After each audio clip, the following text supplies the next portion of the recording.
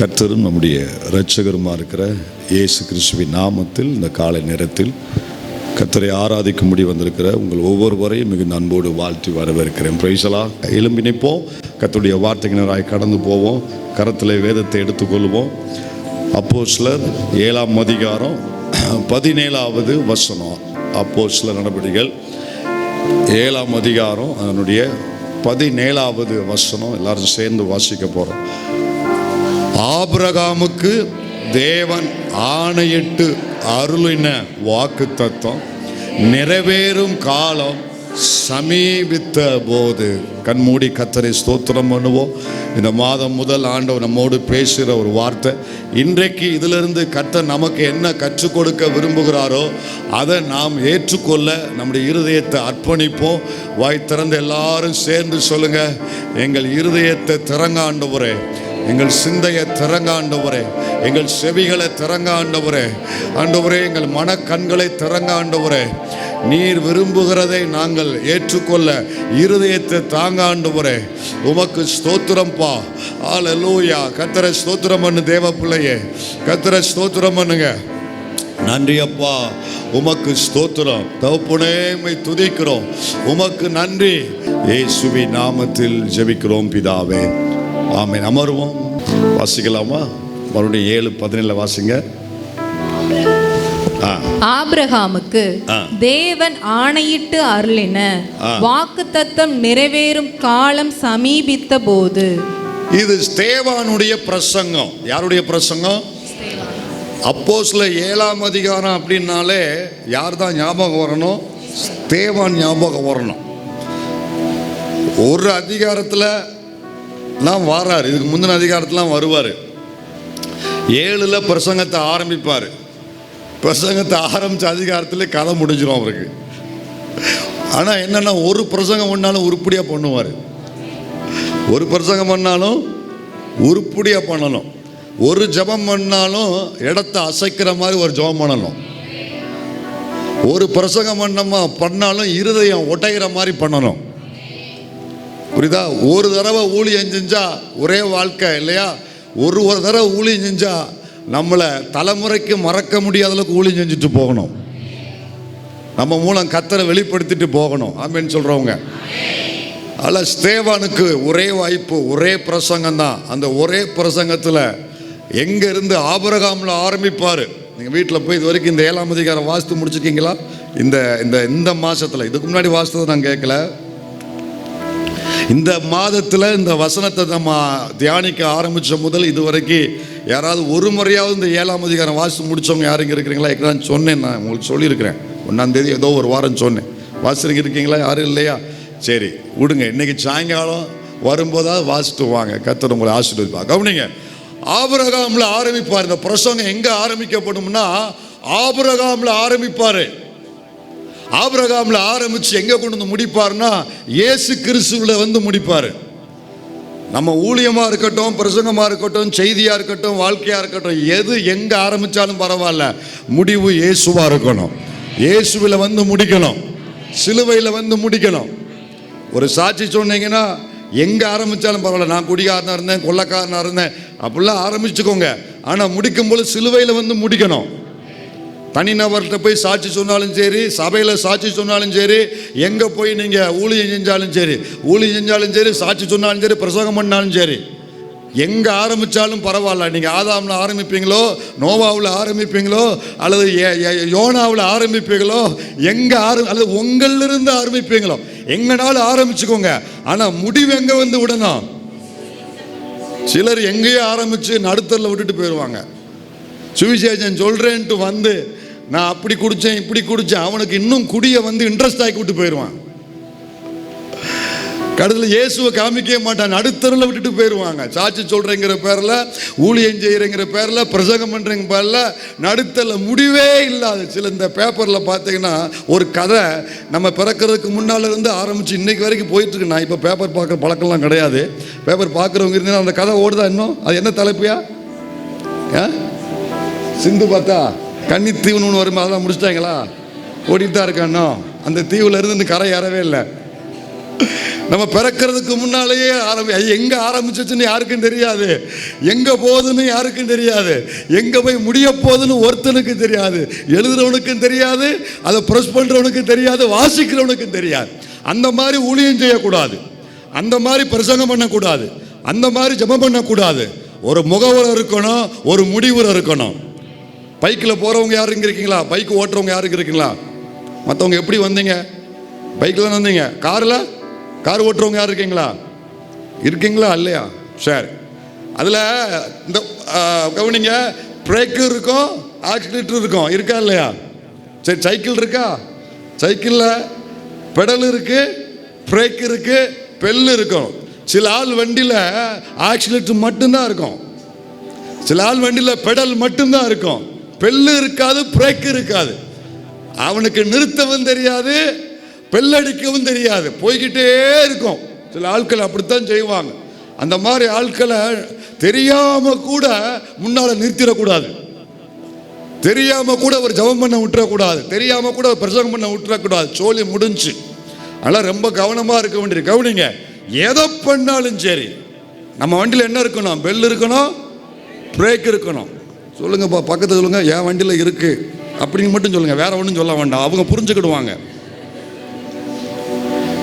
Bell இருக்கணும், break இருக்கணும். நினைச்ச நேரத்தில் என்ன பண்ணணும்? நச்சுன்னு பிரேக்கை போட்டு சடக்கு நிறுத்த பழகணும். புரியுதா உங்களுக்கு? எப்படி இப்படி இப்படி இப்படிங்கிற மாதிரி வரக்கூடாது. ஸ்தேவானுடைய பிரசங்கம் கரெக்டா ஆபிரகாம்ல ஆரம்பிப்பாரு, கொண்டு போய் எங்க முடிப்பாருன்னா இயேசு கிறிஸ்துவுல முடிப்பாரு. அருமையா பிரசங்கம் பண்ணுவார். ஹோல் பைபிளையும், இன்னும் சொன்னா ஹோல் ஓல்ட் டெஸ்டமெண்டையும், முழு பழைய ஏற்பாட்டையும் கவர் பண்ணுவார். முழு பழைய ஏற்பாட்டையும் குறித்து அங்கங்க ரத்தின சுருக்கமா என்ன தேவையோ அதை மட்டும் பேசுவார். நமக்கு நிறைய தெரியுங்கிறனால தெரியுறதெல்லாம் பேசக்கூடாது. எங்களுக்கு சொல்லி கொடுத்தவங்களும் அப்படித்தான் சொல்லுவாங்க. நமக்கு தெரியணுங்கிறக்கா எல்லாத்தையும் என்ன செய்யக்கூடாது? பேசக்கூடாது. நமக்கு கிரேக்க பாஷை தெரியும், நமக்கு எபிரேய பாஷை தெரியும், அந்த மொழி இப்படி சொல்லுது, இந்த மொழி இப்படி, தேவைன்னா அதில் உள்ள அர்த்தத்தை நம்ம பயன்படுத்தலாமே தவிர மூல பாஷை இப்படி சொல். அவனே மூல வியாதியில் உட்காந்துருப்பான், அவன் மூல பாஷையை கேட்குற நிலைமையில அவன் இருக்கான். ஆனால் நமக்கு தெரிஞ்சதெல்லாம் என்ன செய்யக்கூடாது? சொல்லணும்னு நினைக்கக்கூடாது. ஸோ ஸ்தேவானுடைய பிரசங்கத்தில் நம்ம நிறைய காரியங்களை கற்றுக்கொள்ளலாம். இப்போ நம்ம செய்திக்குள்ளே போவோம். இந்த ஸ்தேவானுடைய பிரசங்கத்தில் இன்னைக்கு நம்ம கற்றுக்கொள்ளுகிற முக்கியமான விஷயம் என்னன்னா, இதுவரைக்கும் கர்த்தர் நம்மளோடு பேசின காரியம், வாக்குத்தத்தம் நிறைவேறும் காலம் என்னானது? சமீபமானது. நம்புறீங்களா? அதை முதல்ல எனக்கு கர்த்தர் கொடுத்த வார்த்தை நிறைவேறுவதற்கான அந்த காலமும் அந்த நேரமும் சமீபமாய் கிட்டி வந்திருக்கிறது என்று என் விசுவாச கண்கள்ல நான் பார்க்கிறேன் சொல்லுகிறவங்க மட்டும், ஆண்டவரே நான் நம்புறேன்பான்னு சொல்லி கர்த்தருக்கு ஒரு மகிமை செலுத்துங்க. இந்த வாக்குத்தத்தம் நிறைவேறுகிற காலத்திற்கான அடையாளம் வேதத்தில் சொல்லப்பட்டிருக்கிறது. வாக்குத்தத்தம் நிறைவேறுகிற அந்த காலத்திற்கான அடையாளங்கள் சொல்லுங்க. என்ன அடையாளம்? வாக்குத்தத்தம் நிறைவேறுகிற காலத்திற்கான அடையாளங்கள். இந்த ஸ்தேவான் தன்னுடைய பிரசங்கத்தில் ஒரு 3 காரியத்தை நான் இன்னைக்கு உங்களுக்கு சொல்லணும், வேகமாக சொல்லணும். 3 முக்கியமான காரியத்தில், ஒவ்வொரு காரியத்திலையும் ஒரு சிலதை மட்டும் சொல்லணும். முதல்ல, ஸ்தேவான் தன் பிரசங்கத்தில் ஆபிரகாமுக்கு கர்த்தர் கொடுத்த வாக்குத்தத்தங்களை ஒரு 3 வாக்குத்தத்தங்களை எடுத்து சொல்றாரு. ஆபிரகாமுக்கு ஆண்டவர் ஆதியாகமத்தில் ஏராளமான வார்த்தைகளை கொடுத்திருக்கிறாரு. ஆனா அதுல முக்கியமான 3 வாக்குத்தத்தம். எத்தனை? 3 வாக்குத்தத்தத்தை யார் சொல்றா? ஸ்தேவான் சொல்றாரு தன் பிரசங்கத்துல.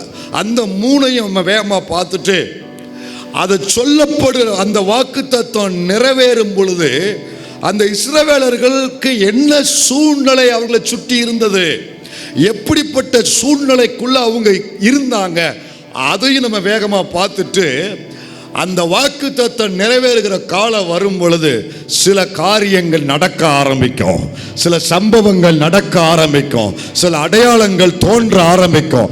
அதுல ஒரு காரியத்தை நம்ம பார்க்கலாம். முதல்ல இந்த ஸ்தேவான் இந்த பிரசங்கத்துல 3 வாக்குத்தத்தத்தை பேசுறாரு. ஆபிரகாமு கொடுத்த வார்த்தைகளை 3 வாக்குத்தத்தத்தை எடுத்து பேசுறாரு. 5ஆம் வசனம் வாசிங்க. இதிலே 1 அடி நிலத்தையாகிலும் அவனுடைய கையாட்சிக்கு கொடாமல் இருக்கையில். கவனிங்க, ஆபிரகாமுக்கு ஆண்டவர் இன்னும் எத்தனை அடி கூட கொடுக்கல? 1 அடி. 1 அடி. நீங்க உட்கார்ந்து இருக்கிறீங்களா? இது எத்தனை அடி தெரியுமா? எத்தனை அடி தெரியுமா? இது எத்தனை? 4 சதுர அடின்னு சொல்லுவாங்க. ஆனா அவருக்கு எத்தனை அடி கூட கர்த்தர் கொடுக்கலையா? 1 அடி கூட கர்த்தர் கொடுக்கலையா இன்னும். அந்த 1 அடி கூட கொடுக்கிறதுக்கு முன்னால அடுத்த வார்த்தை சொல்லுது, அவனுக்கு பிள்ளை இல்லாதிருக்கும் போது. பிள்ளைகள் சொல்லல, பிள்ளை, ஒரு பிள்ளை கூட இல்ல, 1 அடி கூட இல்ல, 2வது 1 பிள்ளை கூட இல்ல. அப்படிப்பட்ட சூழ்நிலையில கர்த்தர் என்ன சொன்னாரா? உனக்கும் உனக்கு பின்வரும் உன் சந்ததிக்கும் இதை சுதந்திரமாக தருவேன் என்று அவனுக்கு வாக்குத்தத்தம் பண்ணினார். இது சாதாரணமா நம்பலாம் முடியாது. அவர் மேல அசைக்க முடியாத விசுவாசம் வச்சிருக்கிறான் பாருங்க, அவனால மட்டும்தான் அதை நம்ப முடியும். 1 அடி இல்ல, 1 பிள்ளை இல்ல. ஆனா கர்த்தர் என்ன சொன்னாரா? உனக்கு ஒரு சந்ததியை தருவேன், 2வது அந்த சந்ததிக்கு ஒரு தேசத்தை தருவேன். இதை நம்ப முடியுமா? மனுஷத்தில் நம்ப முடியுமா? நம்ப முடியாத காரியம். இன்னும் சொல்ல போனா இது ஆகக்கூடிய காரியம் இல்ல, ஆகவே ஆகாதுன்னு சொல்லக்கூடிய காரியம். இன்னும் நம்ம கீழே பார்த்துட்டு அடுத்து மேல வரலாம். அடுத்து என்ன ஒரு வாக்குத்தத்தம் கொடுக்கிறாரோ? 7ஆம் வசனம் வாசிங்க. அவர்களை அடிமைப்படுத்தும் ஜனத்தையோ நான் ஆக்கினைக்குட்படுத்துவேன். முதல்ல சொல்றாரு சந்ததியை தருவேன், தேசத்தை தருவேன் சொன்னாரு. அந்த வாக்குத்தத்தத்தை ஸ்தேவான் பேசுறாரு. 2வது அவர்களை அடிமைப்படுத்தும் ஜனத்தையோ நான் ஆக்கினைக்குட்படுத்துவேன். உன்னை அடிமைப்படுத்தினாம்ல, அவனை நான் சும்மா விட மாட்டேன்றாரு. ஆமே, தன் ஜனத்தை அடிமைப்படுத்தினோம்னா நான் சும்மா விட மாட்டேன். அது 2வது காரியம். 3வது அதுக்கப்புறம் வாசிங்க. அதற்கு பின்பு அவர்கள் புறப்பட்டு வந்து இவ்விடத்திலே எனக்கு ஆராதனை செய்வார்கள் என்றார். என் ஜனங்கள் இங்க வந்து என்ன செய்வாங்க? ஆராதனை. இந்த 3 வாக்குத்தத்தங்கள் ஆபிரகாமுக்கு நிறைய கொடுக்கப்பட்டுச்சு. அதுல குறிப்பிட்டு 3 காரியத்தை ஸ்தேவான் எடுத்து இங்க பேசுறாரு. முதல் காரியம் என்ன காரியம்? தேசத்தை கொடுப்பேன் அப்படிங்கிற வார்த்தை. 2வது உன்னை அடிமைப்படுத்தினவர்களை தண்டிப்பேன், ஆக்கினைக்குட்படுத்துவேன். 3வது அவர்கள் எனக்கு என்ன செய்வாங்க? என்ன செய்வார்கள்? இந்த ஜனத்தை எனக்கென்று இவர்கள் வாய் விட்டு கொட்டாய் விட்டு தூங்கி எழும்புவார்கள். இவர்கள் என்ன செய்வார்கள்? ஞாயிற்றுக்கிழமை காலை 6 முதல் 7:30 வரைக்கும் ஆலயத்தில் வந்து ஆவியோடு உண்மையோடு சுறுசுறுப்போடு கண்ணை மூடி கையை தட்டி ஆண்டவரை உண்மையாய் ஆராதிப்பார்கள். ஐயா கவனிங்க, கர்த்தர் நம்மளுக்கு ஒரு அப்பாயின்மெண்ட் கொடுத்திருக்கிறாரு. என்ன கொடுத்திருக்கிறாரு? அப்பாயின்மெண்ட் கொடுத்திருக்கிறாரு. நம்ம ஒவ்வொருவருக்கும் ஒரு டியூட்டி கொடுத்திருக்கிறாரு. நம்ம ஒவ்வொருவருக்கும் ஒரு பொறுப்பு கொடுத்திருக்கிறாரு. என்ன பொறுப்பு தெரியுமா? அவரை ஆராதிப்பது, கர்த்தரை ஆராதிப்பது. கர்த்தரை ஆராதிப்பது எனக்கு கொடுக்கப்பட்ட வாக்குத்தத்தம், எனக்கு கொடுக்கப்பட்ட டியூட்டி, அது என்னுடைய பொறுப்பு. அல்லேலூயா. அது என்னுடைய ரெஸ்பான்சிபிலிட்டி. ஆராதிப்பதை சாதாரணமாக நினைக்காதீங்க தாய்மார்களா, சகோதரிகளே, தகப்பன்மார்களே, கொஞ்சம் என்ன பாருங்க. தம்பிமார்கள், சகோதரர்கள், கொஞ்சம் என்ன பாருங்க. ஆராதிப்பதை சாதாரணமாக நினைக்காதீங்கன்னா, நீங்க ஆராதிக்க உங்களுக்கே தெரியாம உங்களுக்குள்ள சில மாற்றங்கள் உண்டாகும். அதுதான் ஆராதனுடைய மகிமை, அது ஆராதனுடைய மகத்துவம், அது ஆராதனுடைய வல்லமை. நீங்க மட்டும் சபைக்குள்ள வந்து உண்மையாய் கண்ணை மூடி, உண்மையாய் வாயை திறந்து, உண்மையாய் கையை தட்டி, முழு இருதயத்தோடு கர்த்தரை ஆராதிச்சு பாருங்க. வெளியே போகும் பொழுது வந்த வண்ணமா நீ போக மாட்டேங்கிறத இந்த வார்த்தையை வச்சு நான் சொல்றேன். ஏன் தெரியுமா இன்னும் வந்த வண்ணமா போய்கிட்டு இருக்கீங்க?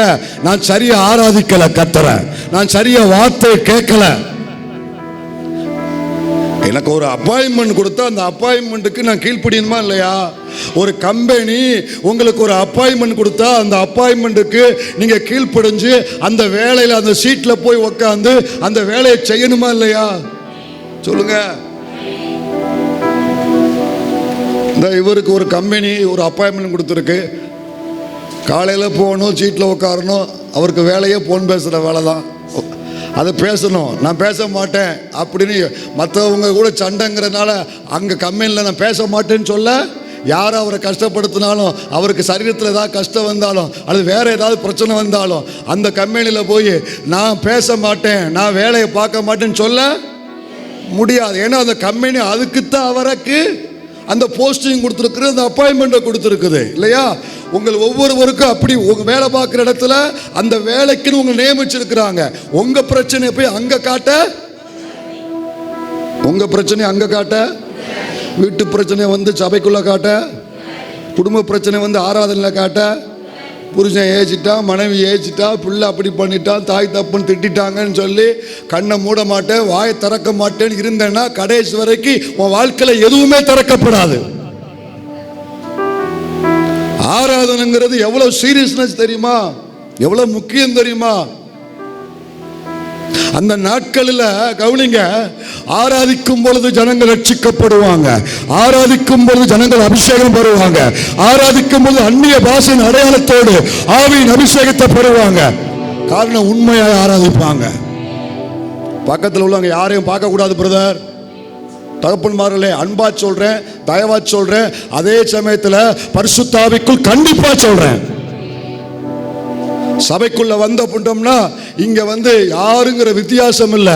நான் எல்லாரும் கர்த்தருடைய பிள்ளைகள், நாம் எல்லாரும் தேவனுடைய ஜனங்கள். நம்ம கண்ணை மூடி நான் கர்த்தரை பார்க்க வந்திருக்கிறேன், நான் ஆண்டவரை சந்திக்க வந்திருக்கிறேன். இந்த இடத்துல உன்னைய சந்திக்க வரல, உங்களை சந்திக்க வரல, உங்களை சந்திக்க வரல, நான் கர்த்தரை சந்திக்க வந்திருக்கிறேன். பக்கத்தில் பார்த்து சொல்லுங்க, நான் கர்த்தரை மீட் பண்ண வந்திருக்கிறேன், தேவனை சந்திக்க வந்திருக்கிறேன். பின்னால சொல்ல மாட்டீங்களான்னு கேட்டேன். கர்த்தரை சந்திக்க வந்திருக்கிறேன். கர்த்தரை சந்திக்க வந்தவன் எப்படி இருக்கணும்? பயபக்தியோடு. அந்த ஆராதிப்பார்கள் வசனம் இருக்குல்ல, அதை மட்டும் மறுபடியும் போட்டு அதை மட்டும் வாசிங்க. நீங்கள் எல்லாரும் கண்ணாலே பார்த்து காதால கேளுங்க. அதை மட்டும் அந்த அதற்கு பின்பு இருக்குல்ல, அதை மட்டும் பாருங்க. அதற்கு பின்பு அவர்கள் புறப்பட்டு இருங்க. அதற்கு பின்புக்கு அப்புறம் என்ன வருது? அவர்கள் ஒரு முறை, அவர்கள் இன்னும் ஒரு முறை, அவர்கள் இல்ல எல்லாரும் சேர்ந்துன்னு சொன்னேன், இன்னும் ஒரு முறை. இந்த வார்த்தையை கர்த்தர் ஆபிரகாமிட்ட சொல்லும் பொழுது அந்த அவர்களுங்கிற கூட்டத்தில் ஒருத்தன் கூட கிடையாது, இஸ்மவேல் கூட கிடையாது. ஆனா கர்த்தர் சொல்றாரு, இன்னையிலிருந்து தூரத்தில் ஒரு கூட்டத்தை பார்க்கிறாரு. அந்த கூட்டத்தை குறித்து சொல்றாரு, அவர்கள் என்னை ஆராதிப்பார்கள், அவர்கள் என்னை ஆராதிப்பார்கள். கை தட்டி கண்ணை மூடி கர்த்தரை மகிமைப்படுத்து.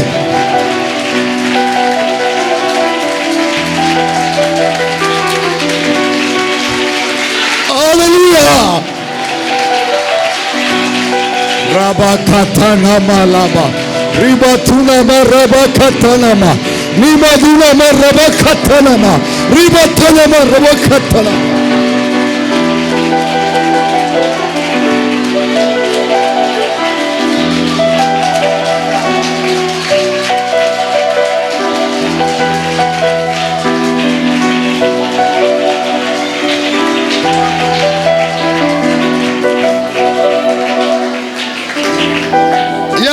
கவனிங்க, நல்லா கவனிங்க.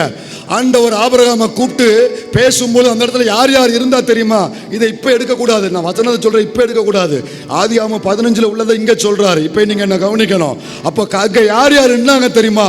இந்த பக்கம் கர்த்தர், இந்த பக்கம் வெறும் ஆபிரகாம் மட்டும். யார் யாருன்னா, இந்த பக்கம் கர்த்தர், இந்த பக்கம் 2 பேரை தவிர யாருமே இல்லை. இஸ்மவேல் கூட அப்ப இல்ல தெரியுமா உங்களுக்கு? 2 பேர். ஆபிரகாமை தவிர அவன் குடும்பத்தில் ஒருத்தனும் கிடையாது, வாரிசு யாரும் கிடையாது. ஆனா கர்த்தர் நின்று கொண்டு சொல்றாரு, இன்னையிலிருந்து கொஞ்ச நாள்ல உனக்கு பின்னால ஒரு கூட்டம் வரும். அந்த கூட்டம் இந்த இடத்துல வந்து என்னை ஆராதிப்பார்கள்.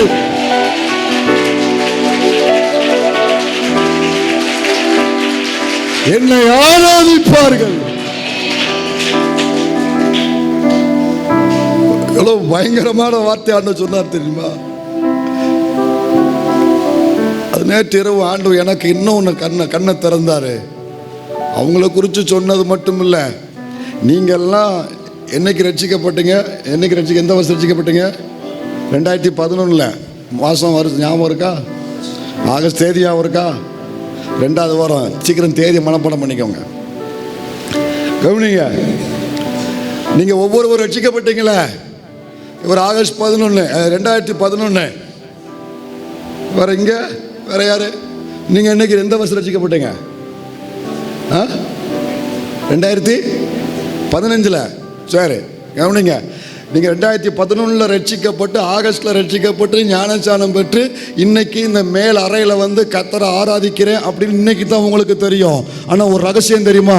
இயேசு சிலுவையில் ஜீவனை விடும் பொழுது அவர் தமது சந்ததியை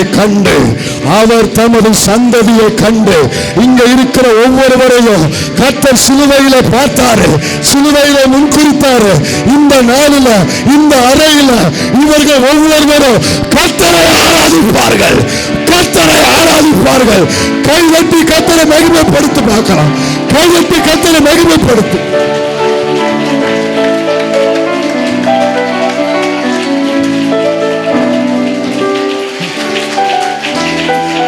எனக்கு இன்னைக்கு தான் தெரியும் இப்படி ஒரு காலை நேரத்தில் நான் இந்த சபையில வந்து ஆராதிப்பேன்னு.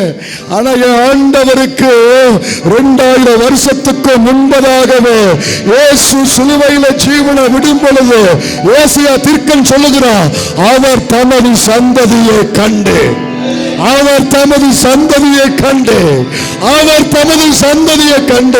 வேற யாரும் இல்ல, இங்க இருக்கிற உங்களை என்னையும் இந்த கூட்டத்தை குறித்து சொன்னாரு. அவர் தமது சந்ததியை கண்டு நம்ம இந்த இடத்துல வந்து ஆராதிப்போங்கிறத ஏற்கனவே கர்த்தர் எழுதி வச்சிட்டாரு. அதுதான் நம்மை குறித்து சொல்லப்பட்ட முதல் வாக்கு தத்தம். என்னை குறித்து சொல்லப்பட்ட முதல் வாக்குத்தத்தம் என்ன தெரியுமா? நான் கர்த்தரை ஆராதிப்பேன். என் பிள்ளையை குறித்து சொன்ன முதல் வாக்குத்தத்தம் என்ன தெரியுமா? என் பிள்ளை கர்த்தரை ஆராதிப்பான். என் குடும்பத்தை குறித்து சொன்ன முதல் வாக்குத்தத்தம் என்ன தெரியுமா? என் குடும்பம் கர்த்தரை ஆராதிக்கும். இந்த சபையை குறித்து கர்த்தர் சொன்ன முதல் வாக்குத்தத்தம் என்ன தெரியுமா? இந்த சபை கர்த்தரை ஆராதிக்கும். எனக்குரிய முதல் வாக்குத்தத்தம் என்ன? நமக்குரிய முதல் வாக்குத்தத்தம் என்ன? நான் கர்த்தரை, எனக்கு இன்னைக்கு தான் தெரியும். கர்த்தர் அன்னைக்கே எழுதி வச்சுட்டாரு. நான் இன்னும் சொல்லட்டுமா? நான் பிறக்கல, என்னை பெற்றெடுக்கிற கற்பருக்கல அதே பிறக்கல, அதிலிருந்து எத்தனையோ தலைமுறை பிறக்கல. ஆனா அத்தனை தலைமுறைகளுக்கு முன்பதாகவே இந்த தலைமுறையில ஒருத்த வரையா என்ன ஆராதிப்பா.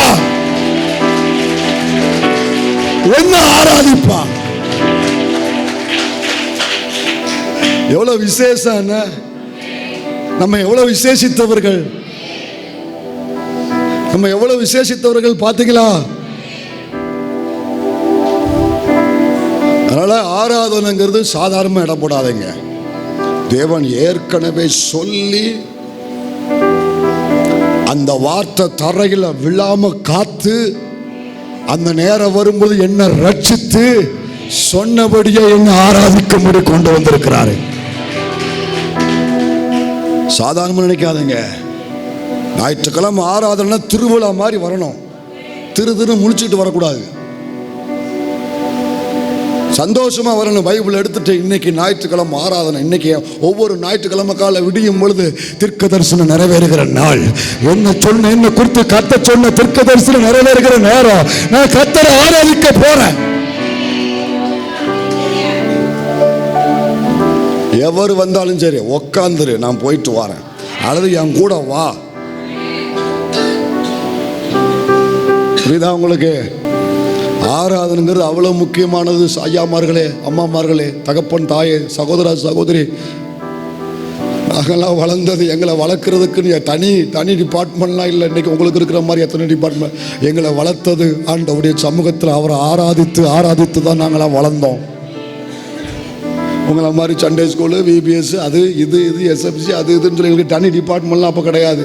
யூத் டிபார்ட்மெண்ட்டு, பெண்கள், அதெல்லாம் கிடையாது. ஆராதனையில் தான் நாங்கள் வளர்ந்தோம். அவரை ஆராதிச்சு வளர்ந்தோம்.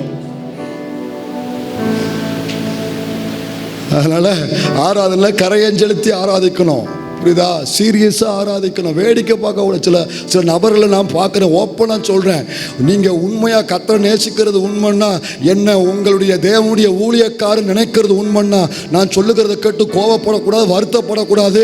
அப்படி பட்டாலும் அதை நான் பெரிய சந்தோஷமாக நான் எடுப்பேன். நீங்கள் ஏற்றுக்கொள்ளணும். உங்கள் நன்மைக்காக நான் சொல்கிறேன். எனக்கு லாப நஷ்டம் ஒன்றும் இல்லை. உங்கள் ஆசீர்வாதத்துக்காக நான் சொல்கிறேன். உங்கள் குடும்பம் இப்படி இருப்பது தேவ சித்தம் அல்ல. உங்கள் வாழ்க்கை இப்படி இருப்பது தேவ சித்தம் அல்ல. நீங்கள் கொஞ்சம் எழும்பணும். உங்கள் குடும்பம் எழும்பணும். உங்கள் காரியங்கள் எல்லாம் இந்த அடிமைத்தனத்திலிருந்து வெளியே வரணும்னு கர்த்தர் விரும்புகிறாரு. முழுக்க உங்க ஆசீர்வாதத்துக்காக பேசுறேன், உங்க நன்மைக்காக பேசுறேன். உள்ள வந்தீங்களா, கண்ணை மூடி ஆராதல்ல, கண்ணை மூடி பழகுங்க. சில ஆட்கள் கண்ணை மூடுறதே கிடையாது. யாரை பார்க்க வந்திருக்கிறீங்க? நீங்க யாரை பார்க்க வந்திருக்கீங்கன்னு கேட்கிறேன். என்னைய பார்க்க வந்தீங்கன்னா ஆறாவது முடிச்சுட்டு வாங்க, கண்ணை திறந்து 2 பேரும் பேசுவோம். பரிசுத்தரை பார்க்க வந்தவங்க அவரை நம்முடைய கண்களாலாம் பார்க்க முடியாது. இது அசுத்த நிரம்பின கண்களாக்கும். இந்த கண்களால் அசுத்தங்களை பார்த்திருக்கிறேன். இந்த கண்ணை திறந்து வச்சுட்டு பரிசுத்தரை ஒருவனும் பார்க்க முடியாது. கண்ணை மூடி வாயை நல்லா திறந்து நல்ல உங்க சத்தம் உங்க காதுல விழுகிற மாதிரி, வலிச்சாலும் கையை உயர்த்தி, வலிச்சாலும் முழங்கால நின்று, ஐயா அப்படித்தான் நாங்க எங்களை கர்த்தர் வளர்த்தாரியா.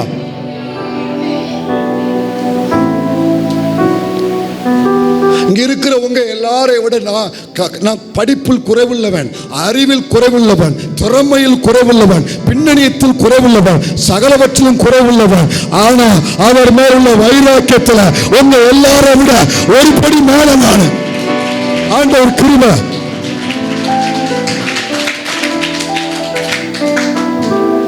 சீரியஸா ஆண்டவருக்கு பயந்து உண்மையை ஆராதிச்சு பாருங்க. உங்க வாழ்க்கை மாறலாம். என் சட்டையை பிடிச்சு கேளுங்கன்ற வாழ்க்கை மாறும் சகோதரா. வாழ்க்கை மாறும், குடும்பம் மாறும், சூழ்நிலைகள் மாறும். சீரியஸ் ஆராதிங்க. எப்படி பாட்டு பாடுறாங்க, எப்படி மியூசிக் போடுறாங்கன்னோ, யாரு பாட்டு பாடுறா, யாரு நடத்துறா, இவர் என்ன பண்ற, அவர் பண்றானோ, நான் என்ன ரட்சித்த என் கர்த்தரை பார்க்க வந்திருக்கிறேன். என்ன தூக்கி எடுத்த என் தேவனை பார்க்க வந்திருக்கிறேன். என்னை ஆசீர்வதிக்கிற என் தெய்வத்தை பார்க்க வந்திருக்கிறேன். ஒண்ணு தெரியுமா, கவுனிங்க, யாருக்குமே தெரியாது. எந்த ஆராதனை நேரம் கர்த்தர் என்ன சந்திக்கும்படி முன்குறித்த வேலைங்கிறது எனக்கு தெரியாது. அதனால அந்த பர்த்திமை கூட இருக்க பாருங்க, அவனை நான் பாராட்டுவேன். ஆராதனைக்கு அவனை உதாரணமா நம்ம சொல்லணும். எல்லாரும் சேர்ந்து அவன் இயேசுவேன்னு கூப்பிடுறான். ஏன் கூப்பிட்டான்னு தெரியுமா? இந்த நேரத்தை விட்டாச்சுன்னா நான் வாழ்நாள் முழுவதும் குருடனத்தான் இருக்கணும். இயேசு வருகிறான்னு கேள்விப்பட்ட உடனே அவன் சும்மா இருக்க முடியல. ஏன்னா அவன் வழி அவனுக்கு தான் தெரியும். உண்மையா இல்லையா? ஐயா சொல்லுங்க தகப்பன்மார்களே, நம்ம கஷ்டம் நமக்கு தானே தெரியும், நம்ம வேலை நமக்கு தானே தெரியும். இயேசு வருகிறால் தெரிஞ்சு எத்தனையோ பேர் குணமாக்கின தெய்வம், எத்தனையோ பேர் வாழ வைத்த தெய்வம் என் அருகில் வருகிறா. நான் அவரை விடக்கூடாது. தாவீது குமாரனே கூப்பிட்டா, ஒரு சத்தம் போட்ட உடனே எல்லாரும் சேர்ந்து அவனுக்கு என்கரேஜ் பண்ணாங்களா? அவன் சத்தம் போடுறான், எல்லாரும் மண்டையில கொட்டுறாங்க. சத்தம் போடாரு, அமைதியாடுறான். நேற்று வந்தவன் எந்த கத்துறா அப்படின்னா அவன் அப்படியா சார், சரிங்க சார் உட்காரல. அவன் என்ன சொன்னா, டேய் உனக்கு என்னடா தெரியும், என் வழி என் கஷ்டம் உனக்கு என்ன தெரியும்? நீ கொட்ட இன்னும் என் சத்தத்தை உயர்த்துவேன்.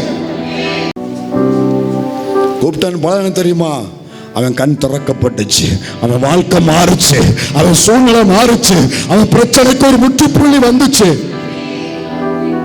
சவால் விட்டு சொல்றேன், பலிபீடத்தில் நின்று உண்மையான இருதயத்தோடு கர்த்தரை ஆராதிச்சுட்டு போங்க.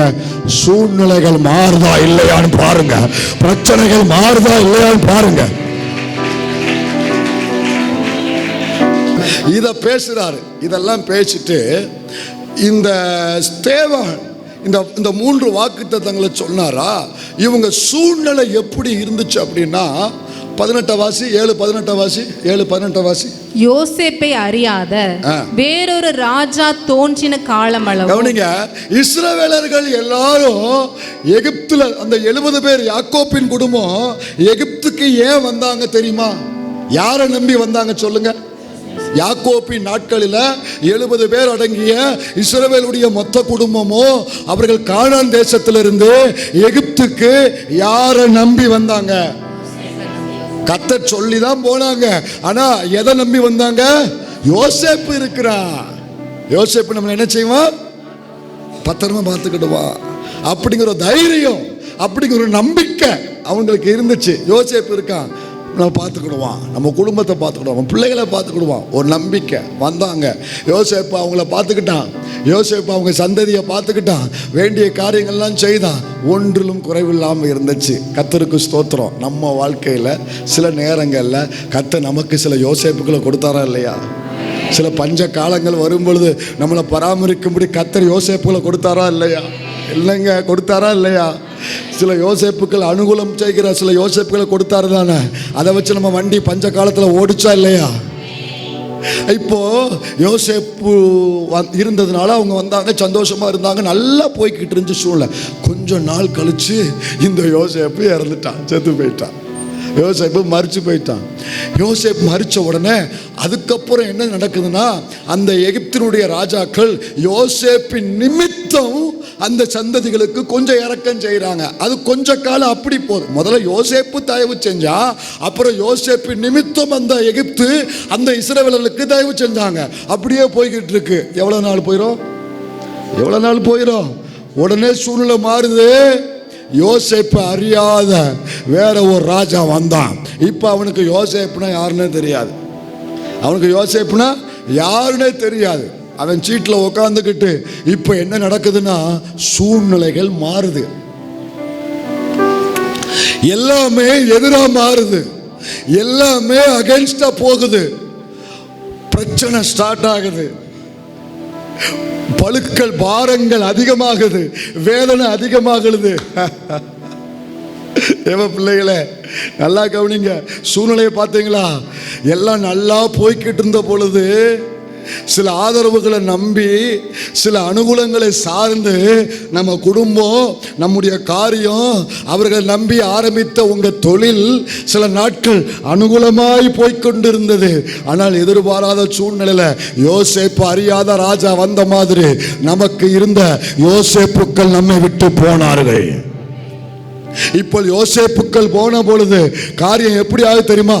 ஒரு ஷேக் வருது, ஒரு ஷேக் வருது, ஒரு தடுமாற்றம் வருது. குடும்பம் அப்படி ஒரு ஆட்டம், தொழில் இப்படி ஒரு ஆட்டம், சகல காரியம் அப்படி ஒரு ஷேக் ஆகுது. என்னாண்டவரை செய்வேன், என்னாண்டவரை செய்வேன். அவங்க சொல்லி தானே ஆரம்பிச்சு, இப்போ அவங்க போயிட்டாங்களே, நான் என்ன செய்வேன், என்ன செய்வேன்? ஒரு தடுமாற்றம் வருது இல்லையா? இதுதான் சூழ்நிலை.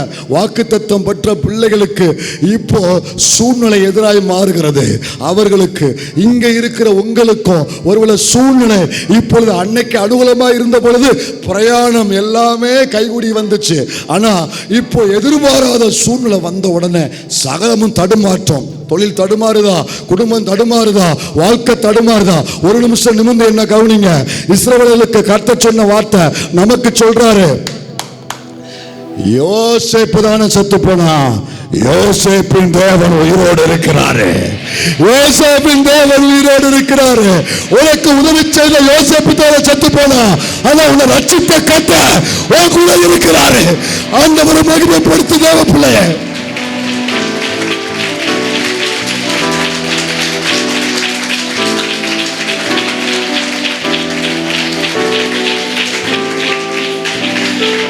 யோசேப்பு தானே செத்து போனா, நான் இன்னும் உசுரோட இருக்கிறேன். அதனால தான் ஆண்டவர் மோசையை அனுப்பி சொல்லும் என்ன சொல்லுவார் தெரியுமா? ஆபிரகாமின் தேவன், ஈசாக்கின் தேவன், யாக்கோபின் தேவன். ஏன் சொன்னார்னா, அவங்கெல்லாம் இல்லைன்னு சொல்லி தடுமாறாதீங்க, அவர்களுடைய தேவன் நான் உயிரோடு இருக்கிறேன். இந்த காலை நேரத்தில் யாரோ சில பிள்ளைங்க உங்களுக்கு ஆதரவாக இருந்தது முறிந்து போனதுனால தடுமாறி கொண்டிருக்கிற குடும்பத்தை பார்த்து கர்த்தர் திடப்படுத்த விரும்புகிறாரு. அவர்கள் தான் உன்னை விட்டு போனாங்க. நீ ஆராதிக்கிற உன் தேவன் உன் கூட இருக்கிறாரு. அவர் உயிரோடு இருக்கிறாரு. அவரை நம்புறீங்களா? இது பத்தாது, அவரை நம்புறீங்களா? நான் நம்புவேன், இன்னும் என் நம்பிக்கையே நீங்க. நான் நம்புவேன், இன்னும் என் நம்பிக்கையே நீங்க. ஹல்லேலூயா. இப்போ இந்த வாக்குத்தத்தத்தை நிறைவேறுகிறதுக்கான அடையாளத்தை ஒரு காரியத்தை நம்ம பார்த்துருவோம். முதல்ல வாக்குத்தத்தத்தை பார்த்தோம், ரெண்டாவது சூழ்நிலையை பார்த்தோம். இப்போ அதற்குரிய அடையாளத்தை நம்ம பார்க்கணும் இல்லையா? அந்த அடையாளம் என்ன நடக்குதுன்னு கொஞ்சம் பாருங்க. யாத்திராமம் 1 தான் அந்த காரியங்கள்லாம் சொல்லப்பட்டிருக்கு. யாத்திராமம் 1:7 வாசிங்க. 7 வாசிங்க. இஸ்ரவேல் புத்திரர் மிகுதியும் பழுகி ஏராளமாய் பெருகி பலத்திருந்தார்கள். என்னது? மிகுதியும் பழுகி ஏராளமாய் பெருகி பலத்திருந்தார்கள். இதுவரைக்கும் கண்டிராத ஒரு பெருக்கம். சொல்லுங்க. இதுவரைக்கும் கண்டிராத ஒரு பெருக்கம். 430 வருஷம் இருக்கிறாங்க. இதுவரைக்கும் சாதாரணமாக தான் எல்லாம் போய்கிட்டு இருந்துச்சு. ஆனால் இந்த நேரத்தில், எந்த நேரத்தில்? வாக்குத்தத்தம் நிறைவேறுகிற காலம் வரும் பொழுது சொல்ல முடியாத பெருக்கம். இப்போ நம்ம இந்த பெருக்கத்தை மட்டும் நம்ம எடுத்துக்கொள்ளக்கூடாது. இதுக்குள்ளே இன்னும் ஒரு சத்தியம் இருக்குது, அதை நான் சொல்ல வாரேன், கவனிங்க. சொல்ல முடியாத பெருக்கம் அப்படின்னா பாஸ்டர், நம்ம இந்தியாவும் கிட்டத்தட்ட உலக அளவில் அப்படி தானே பாஸ்டர் போய்கிட்டு இருக்கு. அப்போ அப்படி எடுத்துக்கலாமா? அப்படிலாம் எடுத்துக்க முடியாது. ஒரு காலத்தில் இந்தியா 2ஆவது இடத்துல இருந்துச்சு. இன்னைக்கு சீனாவையும் பீட் பண்ணிட்டாங்க. சீனாவில் நம்மளை பார்த்து மிரண்டுக்கிட்டு இருக்கு. அசூர வேகத்தில் இந்தியா பழகி போயிருக்குது. கேட்டா சாட்சி வேற ஆக்சிடென்டா வந்துச்சுன்னு சாட்சி வேற ஆட்களுக்கு. கவனிங்க. அப்ப இப்படி பெருக்கத்தை மட்டும் கர்த்தர் நமக்கு சொல்றதுக்காக இந்த வசனத்தை எழுதி வைக்கல. புரிஞ்சதா? அப்போ நம்ம எல்லாம் தவறா எடுத்துக்கிடுவோம். இதுக்குள்ள இன்னும் ஒரு விஷயம் இருக்கு. அதுக்குத்தான் ஆவிக்குரிய கண்களை கர்த்தர் நமக்கு திறக்கணும். 10ஆம் வசனத்துக்கு வாங்க. அவர்கள் பெருகாதபடிக்கும் ஒரு யுத்தம் உண்டானால் அவர்களும் நம்முடைய பகைஞரோட கூடி நமக்கு விரோதமாக யுத்தம் பண்ணி தேசத்தை விட்டு புறப்பட்டு போகாதபடிக்கும் நாம் அவர்களை குறித்து ஒரு உபாயம் பண்ண வேண்டும் என்றான். கவனிச்சீங்களா? அவன் திட்டம் என்னவா? அவர்கள் பெருகாதபடிக்கும். முதல் வார்த்தையும் கடைசி வார்த்தையும் இணைச்சு சொல்லுங்க. அவர்கள் பெருகாதபடிக்கு ஒரு உபாயம் பண்ண வேண்டும். அவர்கள் என்ன செய்யக்கூடாது? அவன் பிளான் என்ன? டெவிலுடைய பிளான், எகிப்தின் பார்வோனின் பிளான் என்ன? அவர்கள் என்ன செய்யக்கூடாது? சபை என்ன செய்யக்கூடாது? விசுவாசி என்ன செய்யக்கூடாது? அவன் எந்த விதத்தில் என்ன செய்யக்கூடாது? பெருக கூடாது. ஆவிக்குரிய வாழ்க்கையில பெருகக்கூடாது. பொருளாதாரத்தில், அவன் தொழில், அவன் சபை, எதுவுமே சொல்றதுக்கு இவ்வளோ கஷ்டமா இருக்கு உங்களுக்கு. பெருகவே கூடாது. அவன் இடம் வாங்க, வீடு கட்ட, அதில் மேல் மாடி வீடு கட்ட, புது தொழில் ஆரம்பிக்க, புது வண்டியா வாங்க கூடாது. நம்ம பெருகக்கூடாது. அதாவது சத்துருவினுடைய நோக்கம், திட்டம். நம்ம பெருகக்கூடாதுன்னு சொல்லி, சபை வளரக்கூடாதுன்னு சொல்லி, நம்ம ஆவிக்குரிய வாழ்க்கை, குடும்பம், தரிசனம், நம்முடைய எதிர்காலம் இதெல்லாம் பெருகக்கூடாதுன்னு சொல்லி அவன் என்ன பண்றானா? பல சதி திட்டம் பண்றான். ஏன்னா அவனுக்கு என்னெல்லாம் இருக்கு? அதிகாரம் இருக்கு, ஆள்பலம் இருக்கு, பணபலம் இருக்கு. அதிகாரம், ஆள்பலம், பணபலம். இந்த மூணைய வச்சு ஒரு பிளான் போடுறான், ஒரு திட்டம் பண்றான். இவனுங்க பெருக கூடாதுடா, இந்த சபை வளரக்கூடாதுடா, இந்த சுவிசேஷம் வெளியே பரவக்கூடாதுடா, இவர்கள் பழகி பெருக கூடாதுப்பா. அதுக்கு முடிஞ்ச எல்லா யுக்தியும் கையாண்டு பார்க்கான், எல்லா திறமையும் கையாண்டு பார்க்கான், எல்லா அதிகாரத்தையும் பிரயோகித்து பார்க்கான். திட்டம் பண்ணி பார்த்து கடைசியில் அவன் ரிசல்ட்டுக்காய் காத்திருக்கான். இவ்வளவு வருஷம் கடினப்பட்டு இவன் பெருகக்கூடாதுன்னு சொல்லி இவ்வளவு முயற்சி பண்ணான். இப்போ ரிசல்ட் என்ன அப்படின்னு ரிசல்ட்டை கேட்டா அங்க ஒரு பெரிய அதிர்ச்சி வருது. 12ஆம் வசனம் வாசி. ஆனாலும் அவர்களை எவ்வளவு ஒடுக்கினார்களோ அவ்வளவாய் அவர்கள் பழுகி பெருகினார்கள். புரிஞ்சிருச்சு. புரிஞ்சவங்க கைதட்டி கர்த்தரை மகிமைப்படுத்துங்க.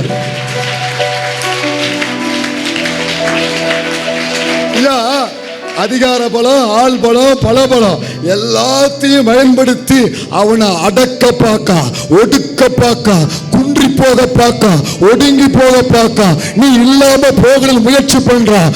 ஆனா என் கர்த்தர் செஞ்ச காரியம் என்ன தெரியுமா? அவர்கள் எவ்வளவு ஒடுக்கினார்களோ அவ்வளவாய் அவர்கள் பழுகி பெருகினார்கள். அந்த சபை பழுகி பெருகியது, அந்த தேவ பிள்ளை பழுகி பெருகியது, அந்த குடும்பம் பழுகி பெருகியது, கர்த்தருடைய தரிசனம் பழுகி பெருகியது. அப்படின்னா இங்க நடந்தது என்ன தெரியுமா? இங்க நடந்த என்ன தெரியுமா? உனக்கு எதிரா சத்துரு எடுத்த அத்தனை ஆயுதமும் தோற்று போனது. அத்தனை ஆயுதமும் தோற்று போனது. உனக்கு எதிரா சத்துரு எடுத்த அத்தனை ஆயுதமும் தோற்று போனது. நீ பழுக கூடாது, பெருக கூடாதுன்னு சொல்லி அவருடைய ஆள்பலம், அதிகார பலம், பணபலத்தை பயன்படுத்தி உங்களுக்கு எதிராக, உங்க குடும்பத்துக்கு எதிராக, உன் சபைக்கு எதிராக, உன் தரிசனத்துக்கு எதிராக, உன் எதிர்காலத்துக்கு விரோதமாக அவர்கள் எத்தனை உபாயம் பண்ணினார்களோ அது எல்லாம் தோற்று போனது. அது தோற்று போனது. சத்துரு குறி தவறி போனது. சத்துரு குறி தவறி போனது. அவன் ஆயுதம் தவறி போனது. விசுவாசிக்கிற பிள்ளைங்க கர்த்தருக்கு மகிமைன்னு சொல்லி ஆண்டவரை மகிமைப்படுத்து.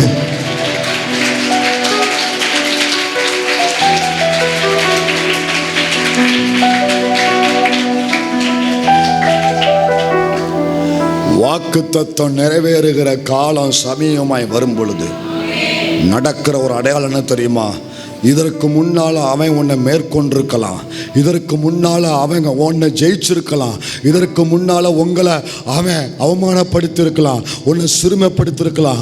ஆனால் கர்த்தருடைய வார்த்தை சொல்லுது, வாக்குத்தத்தம் நிறைவேறுகிற காலம் சமீபித்து வரும் பொழுது உனக்கு எதிராக எத்தனை ஆயுதங்கள் எழும்பினாலும் அவைகள் எல்லாம் தோற்று போக ஆரம்பிக்கும். அவைகள் முனையற்று போக ஆரம்பிக்கும். அவைகள் தோற்று போய் குறி தவறி போக ஆரம்பிக்கும். அவைகள் தோற்று போகும், தோற்று போகும்.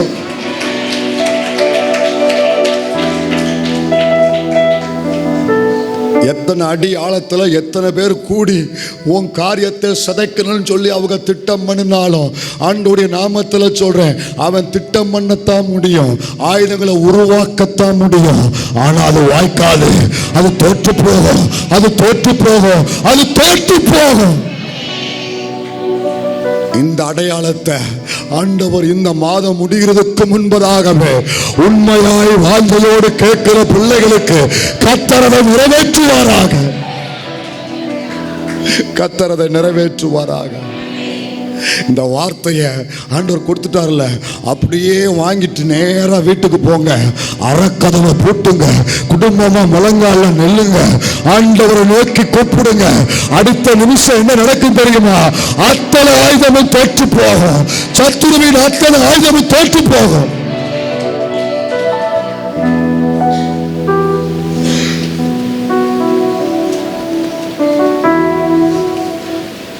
நம்புற பிள்ளைங்க இங்க யார் இருக்கிறீங்களா? அத்தனையும் தோற்று போகும். ஏன்னா உங்களுக்கு குறித்த காரியம் நிறைவேற்றும் பொழுது வேற எவனும் உள்ள கிராஸ் ஆக கர்த்தர் விடவே மாட்டாரு. யாரு காரியமும் உள்ள நுழைய கர்த்தர் விடவே மாட்டாரு. இந்த நேரத்தில் எல்லாமே எழுப்பி நிற்போம்.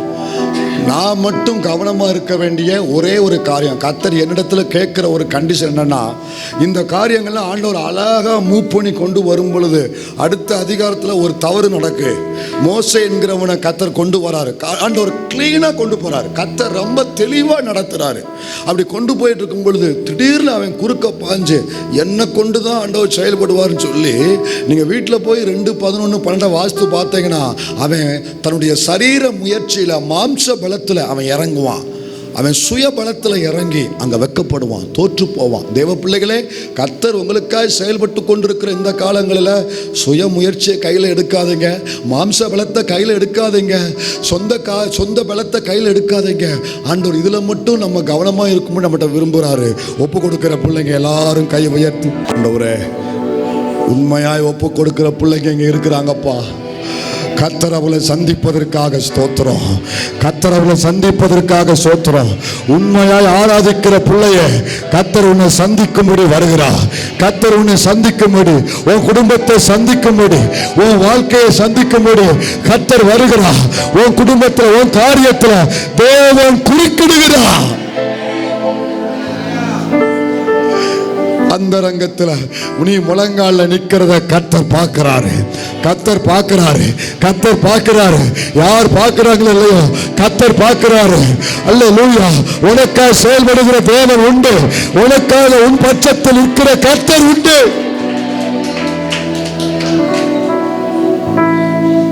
இதுக்கு முன்னால அவர்கள் உங்களை ஜெயிச்சிருக்கலாம், இதுக்கு முன்னால அவர்கள் உங்களை மேற்கொண்டிருக்கலாம். ஆண்டவர் எரேமியாவுக்கு சொன்னார்ல, உன்னை ரட்சிக்கும்படிக்கு நான் உன்னுடனே கூட இருக்கிறேன். அவர்கள் யுத்தம் பண்ணுவார்கள், ஆனாலும் மேற்கொள்ள மாட்டார்கள். அவர்கள் காரியம் மேற்கொள்ளாது.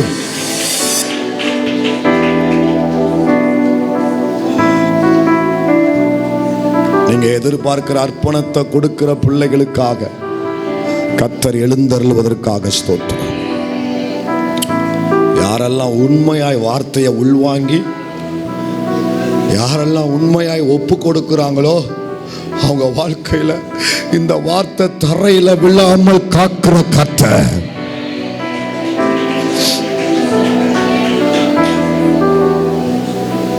உங்க ஜனத்தை ஆசீர்வதியும், உங்க ஜனத்தை ஆசீர்வதியும். நீர் மாத்திரம் மகிமைப்படும். இயேசுவின் நாமத்தில் பிதாவே.